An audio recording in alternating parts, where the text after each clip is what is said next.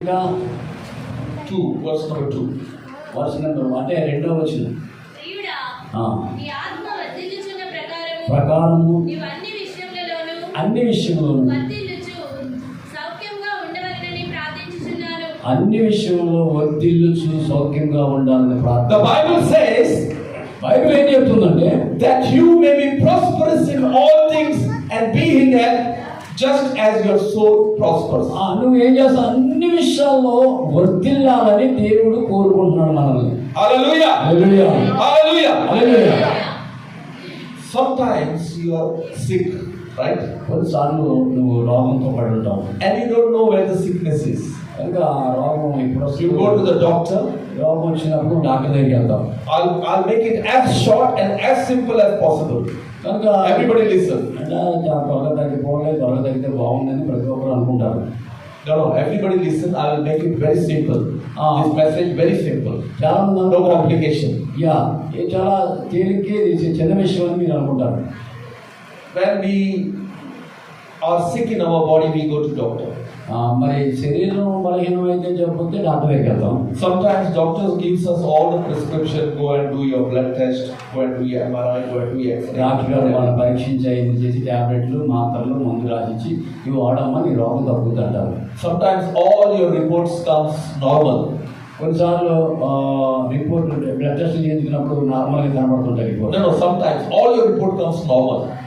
No sickness in the, no problem in the అన్ని report. చూసినప్పుడు ఈ శరీరంలో ఏ రోగం లేదమ్మా అని చెప్పి వాళ్ళు చెప్తారు. But still you have a sickness in your body. కానీ నీలో ఏదో బలహీనత ఉందని మాత్రం గమనించాలి. And no one knows. No doctor doesn't know. You doesn't know what's happening. But if you see the report, the medical report, everything is normal. నువ్వు మామూలుగా report చూస్తే అందులో ఏ జబ్బు లేదు, ఏమీ లేదు అనుకున్నావు, కానీ లోన నీకు ఏదో జబ్బు ఉందన్న సంగతి నువ్వు అర్థం చేసుకోవాలి.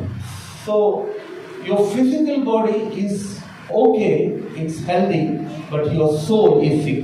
కనుక నీ శరీర సంబంధమైన దానికి ఏ జబ్బు లేదు నువ్వు అనుకున్నా, కానీ ఆత్మకు ఒక జబ్బు వచ్చి పడదు, అది నువ్వు గమనించట్లేదు. So when you're sick in your soul, then you are sick somewhere, but you don't know where you are sick. కనుక ఈ ప్రాణం బలహీనంగా ఉన్నప్పుడు లేదా ప్రాణం కృంగిపోతున్నప్పుడు, అంతరంగంలో ప్రాణం బాధపడుతున్నప్పుడు నీకు అది అర్థం కాదు. Doctors can only give a treatment for your physical body. They can't treat your soul and your spirit. Doctor గారు చూసేది నీ శరీరానికి వైద్యం చేయడం చూస్తాడు, కానీ నీలో ఉన్న ఆత్మకు ప్రాణానికి చూస్తాడు. Doctors can give the medication and the prescription only to your limited body, to your physical body. They can't treat or they can't do anything for your soul and your spirit. Doctor గారు చూసి శరీరానికి సంబంధించిన మందులు ఇస్తారు, శరీరం బాగుండాలని కోరుకుంటారు, కానీ ఆయన ఆత్మకి ప్రాణానికి ఏ మందు doctor ఇవ్వలేడు. But sometimes you are not sick in your body, you are sick in your soul. కనుక కొన్నిసార్లు నీ యొక్క హల్లెలూయా మామూలు మైకి పెట్టలేదు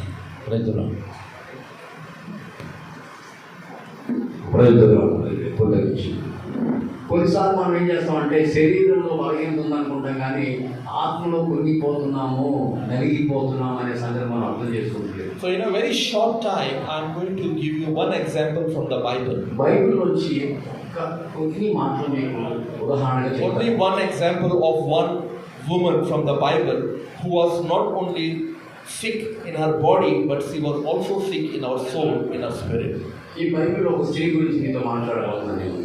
ఆవిడ శరీరంగా బలంగా ఉండొచ్చు, కానీ ఆత్మలో కృంగిపోతుంది. She was not only sick in the body, but she was also sick in the soul and the spirit. Praise the lord, hallelujah. Praise the lord, hallelujah. దేవునికి స్తోత్రం, దేవునికి మహిమ.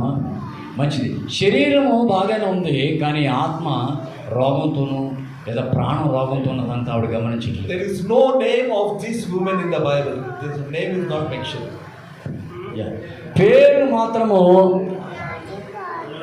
పేరు మాత్రం రాయబడలేదు బైబిల్లో ఆవిడ గురించి. This woman is without name. She doesn't have name. She doesn't have name in the Bible. ఆవిడ పేరు బైబిల్లో రాయబడలేదు. But you must have heard this lady many times. చాలాసార్లు ఈ స్త్రీ ఎవరు ఏంటని మనం ఆలోచిస్తుంటున్నాం. Look at me, everybody. Don't look anybody anywhere. Look at me. ఇటేపు చూడండి అటేపు కానీ ఆడికాడు చూడకండి. Praise the lord, hallelujah. The title for my message is from shame to shalom. Shame. Shame means వినండి, ఈ మెసేజ్ ఏంటంటే సిగ్గు దగ్గర నుంచి సమాధానానికి వెళ్ళడం. shalom means సమాధానం. Shalom means peace. పీస్. సిగ్గుపడిన వారు సమాధాన పడేది ఈ మెసేజ్ ఉద్దేశం. Everybody ready? Hallelujah. Hallelujah. Hallelujah. Can I see your hands? Rise your hand, చేతులు పైకెత్తండి. This lady was suffering with not only physical sickness, but there was multiple sickness. ఈ స్త్రీకి ఏ రోగం లేదు శరీరీతి కానీ అంతరంగంలో. She was not only sick in her body, but she has multiple sickness. అబ్బో, ఈ శరీరంలో మామూలు రోగం కాదు కానీ డబ్బలు కలిగిన ఒక రోగం కలిగి ఉంది. Yeah. Many areas she was sick. She needed a healing. How many of you need healing today? Healing. ఎంతమందికి ఈ రాత్రి స్వస్థత కావాలి? Don't be shy. సిగ్గుపడకండి, ధైర్యంగా చేతులు ఎత్తండి. రోగం పోతుందంటే మీరు ఎందుకు పోగొట్టుకోరా? నాకెందుకంటే ఇలాగే ఉంటానంటారా? This is not something that you are asking or బాబు రోగం అయితే చెయ్యెత్తి జబ్బుతాను అనుకుంటున్నారు మీరు. ఏం పర్లేదు, సిగ్గుపడకండి. Healing is not it's not that you are not asking any loan. It's your freedom. మీరు చేతులెత్తి లోనే అడగట్లేదు మమ్మల్ని.